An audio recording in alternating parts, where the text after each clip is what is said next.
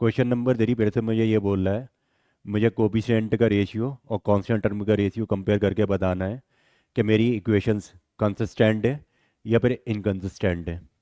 तो consistent equation मेरी वो इक्वेशंस होती हैं जिस केस में मेरा सॉल्यूशन आएगा।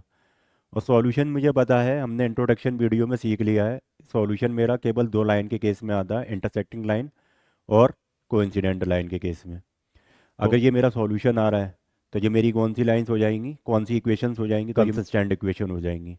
वही अगर मेरी पैरेलल लाइंस आ गई तो उस केस में मेरा कौन सी इक्वेशंस हो जाएंगी, इनकंसिस्टेंट इक्वेशन हो जाएंगी। सिंपली रेशियो को कंपेयर करना है बस। पहला क्वेश्चन देखते हैं, थर्ड का फर्स्ट पार्ट देखते हैं। थर्ड का फर्स्ट पार्ट वो बोल रहा है 3x plus 2y is equal to 5, 2x minus का 3y इक्वल टू 7। ये रेशियो को मैं कंपेयर कर लेता था अपनी जनरल इक्वेशन से। तो a1 इक्वल टू कितना आ गया 3, b1 इज इक्वल टू 2, ये b1 एंड c1 कितना आ गया 5। ये रो a2 मेरे पास कितना आ गया 2, b1 कितना आ गया मेरे पास माइनस का 3 एंड c2 कितना आ गया मेरे पास 7।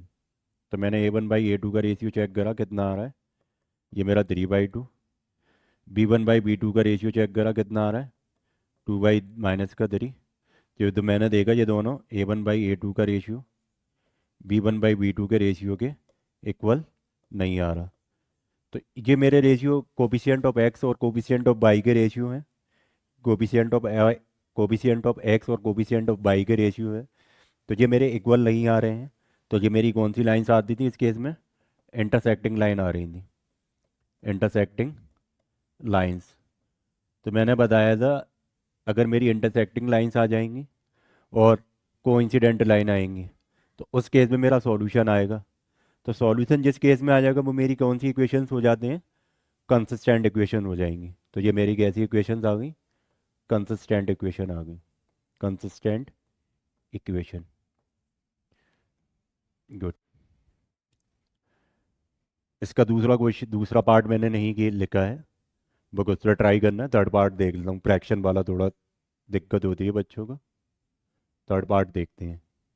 इक्वेशन दे रखी है मुझे 3/2x प्लस का 5/3 is equal to 7। And second equation दे रखी है 9x माइनस का 10 इक्वल टू 14।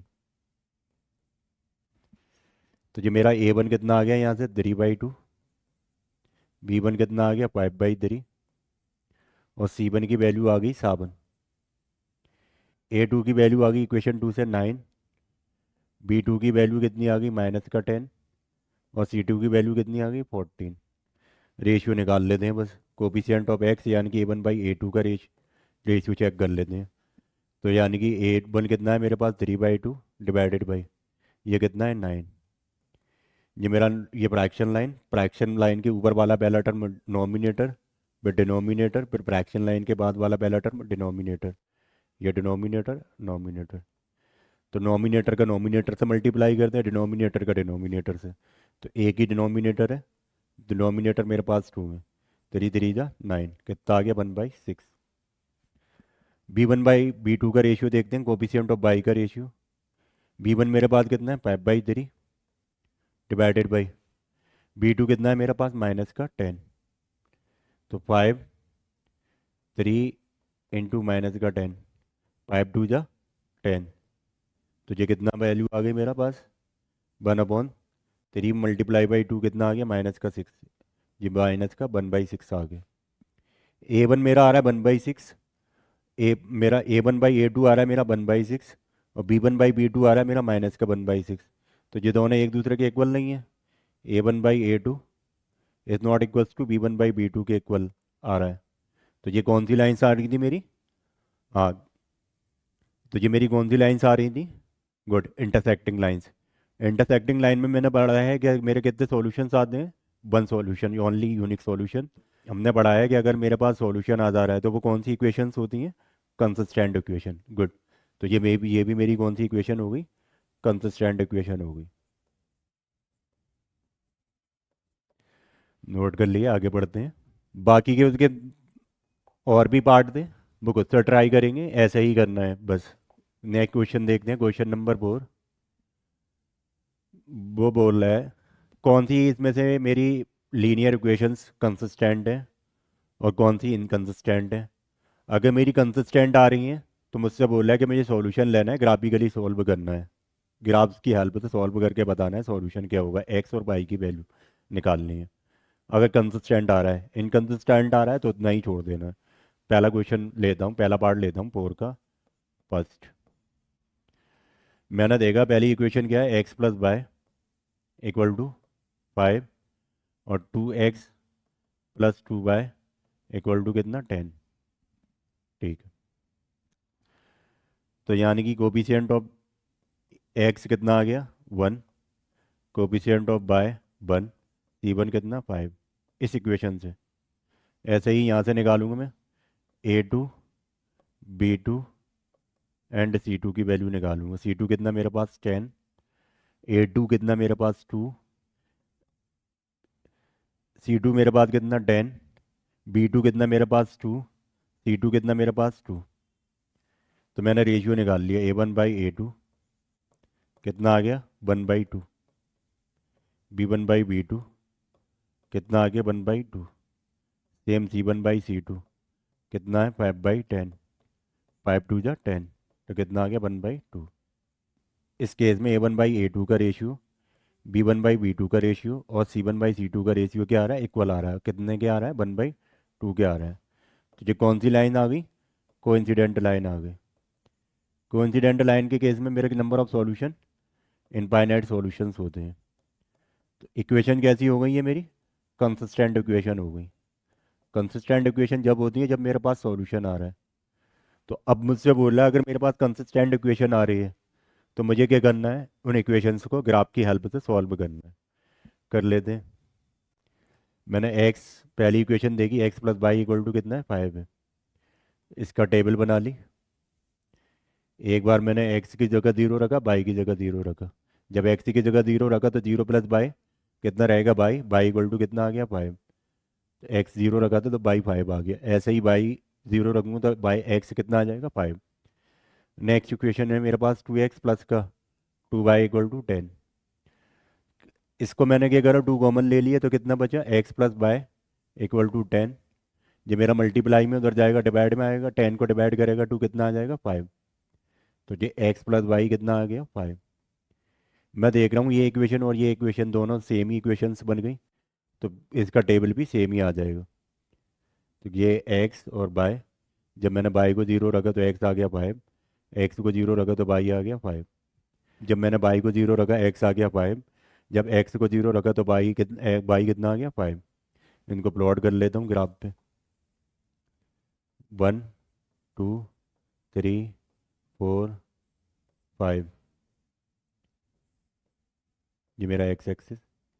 1 2 3 4 5। पहला पॉइंट है 0, जब मेरा पहला कोऑर्डिनेट है 0,5, x0 बाई कितना 5, x0 बाई कितना 5 जो आ गया।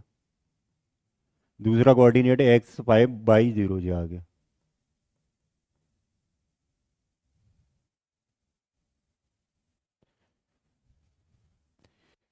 ये बन गया ग्राफ मेरा।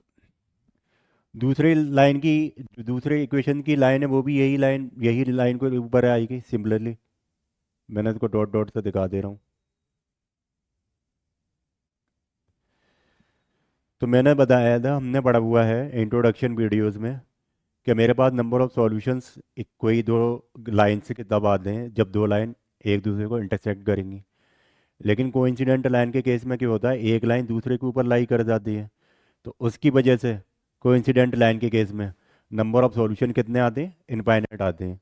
हम चेक भी कर लेंगे। सपोज करो मैंने ये इक्वेशन उठाई x plus y equal to 5, मुझसे सॉल्यूशन पूछे x plus y equal to 5 या फिर 2x प्लस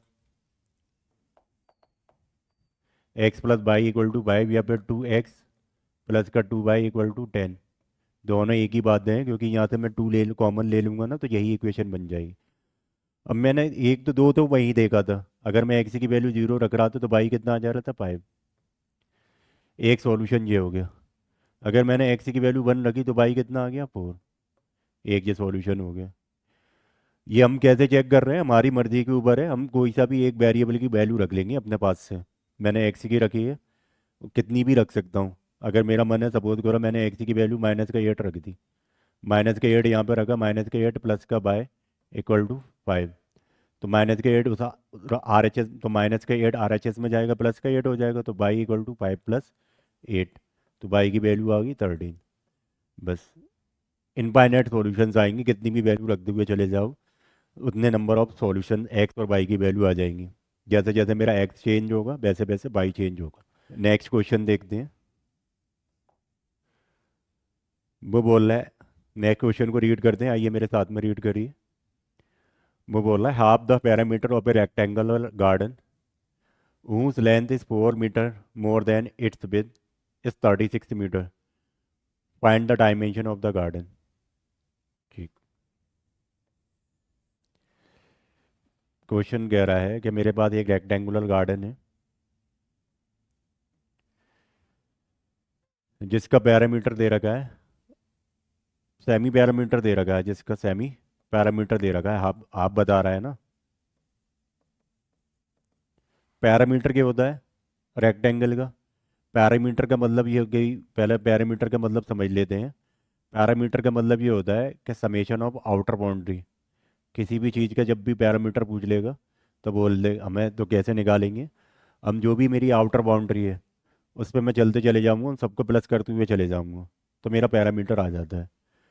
रेक्टेंगल के, मेरा रेक्टेंगल मुझे पता है ये साइड अपोजिट साइड कैसी होती हैं, इक्वल होती हैं, ये जितना उतना ही ये, जितनी ये साइड उतना ही ये साइड। ठीक है।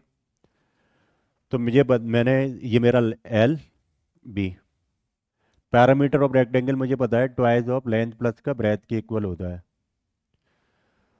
अब मुझे क्वेश्चन में दे रखा है सेमी पैरामीटर, सेमी का मतलब होता है हाफ, पैरामीटर का हाफ हो गया, यानी कि twice of L plus B divided by 2। 2 से 2 कट गया, तो सेमी पैरामीटर आ गया एल प्लस बी के इक्वल।